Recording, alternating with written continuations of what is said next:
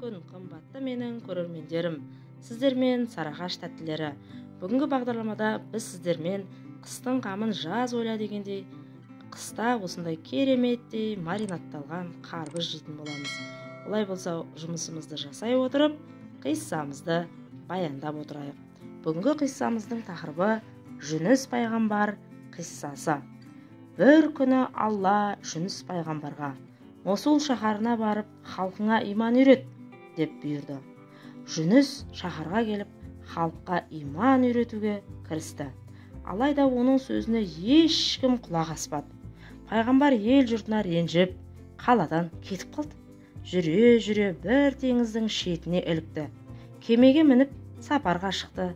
Кенет қатты дауыл тұрып, қалың тұман торлады. Сол кезде кемедегі бір қарт: «Оу жарандар, бұл Құдайдың бізге жіберген зауалы. Арамызда Алланың әмірін тәрк қылған біреу отыр. Содан құтылмай, бұл апаттан аман қалмаймыз», деді. «Ол менмін», деді Жүніс пайғамбар. Оны танитын кісілер: «Уа пайғамбар, олай демеңіз, бізді бұл апаттан сіз ғана құтқарасыз», деп жалынды. Жүніс оларды тыңдамай, суға секіруге әзірленді. Құдай Залуха атты балыққа: «Тез барып, құлым Жүністі жұтта, қарныңда саламат сақта. Байқа, аманатқа қиянат қылма», деп әмір етті. Балықтың Алланың әмірімен келгенін білген пайғамбар «Бісміллә» деп өзін балықтың аузына атты.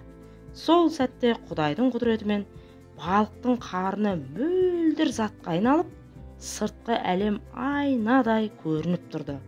Жүніс біресе жылап, біресе күліп тұрған бір кісіні көрді. «Бұл кім?» деп сұрады. Жебірейіл періште: «Бұл ібліс малғұн. Момындар тәубе қылса жылайды, күнә қылғандарға қуанып күледі», деді. Бір кезде адамның 62 тамырын иітіп, жан жүрегін елжітер керемет әуез естілді. Пайғамбар: «Бұл ненің даусы?» деді. Періште: «Бұл балықтардың зікірі. Олар Тәңірі тағаланы толассыз пәктеп, оған мақтау айтуда», деді. Жүніс Құдайға тәубесін күшейтіп, Аллаға көп мадақ айта бастады. Жүніс осындай халде 40 күн жатты. Ұлық Алла хикметімен қалаған құлдарын 40 күн оңаша қамап, рухани дәрежесін өсіретін сүндеті еді. Жебірейіл періште балыққа: «Енді Жүністі шығар», деді. Сонда балық: «Я Жебірейіл, менің бір датым бар», деді. «Датың болса айт». Жүніс қарнында жатқан кезде үнемі Алланы ұлықтаушы еді. Оның әсем даусынан тұла бойым нұрланып, жаным жай табатын. Дәрежемді басқа балықтардан артық еткен ұлық Алла бұл бақытты ұрпағыма да нәсіп қылса деп тілеймін. Сонда Алла тағала: «Болсын тілегің, ұрпағың менің достарыммен дос болады», деді. Залуха Жүністі жағаға шығарды. Жүніс 40 күн ас-ауқат ішпегендіктен қуаты қалмады. Ол қайың ағашының түбіне барып саялады. Қолымен діңін сипап еді, одан тәтті шырын шықты. Қайың діңгегінен тамған нәрді ішіп, есін жинайды. Содан бастап қайыңға кие дарып, одан қуатты шырын пайда болған екен. Жүніс есін жиған соң, Құдай тағала оған: «Сені алдаған ібліс, халқың иманға келді. Енді оларға барып, насихатыңды жүргіз», деді. Сөйтіп пайғамбар қайтадан Мосулға кетті. Шаһарға жақын қалғанда бір қойшыны көрді. Оған: «Ей, мейірбан қойшы, бір жұтым айран берші», деді. «Бір жұтым емес, бір тостағым берер едім. Жүніс пайғамбар елден кеткелі, малдың бәрі суалды», деп мұңайды қойшы.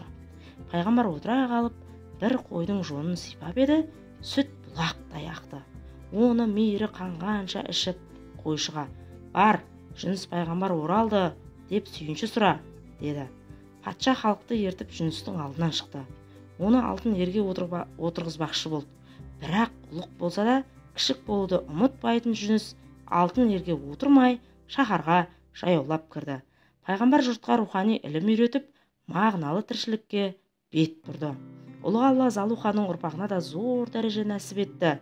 жүніс пайғамбар теңіз жағасына жалаңаш тұрып дәрет алып шомылғанда қаптаған балық қалқалап пайғамбардың денесін тірі жанға көрсетпеді. Сүлеймен пайғамбардың да жүзігін жоғалтпай аман сақтаған Залуханың ұрпағы еді. Деп бүгінгі қиссамызды аяқтаймыз. Ал достар, менің қиссаларым, видеом ұнаған болса, менің каналыма тіркеліп лайк басып, қоңырауша белгісін басып қойыңыздар. Және де менің каналымды қолдап, достарыңызға тарата жүріңіздер. Мына рецепті білмесеңіздер де, мына қиссаларды міндетті түрде әр қазақ білуі тиіс. Ал достар, келесі бағдарламада кездескенше сау, сәлемет болыңыздар.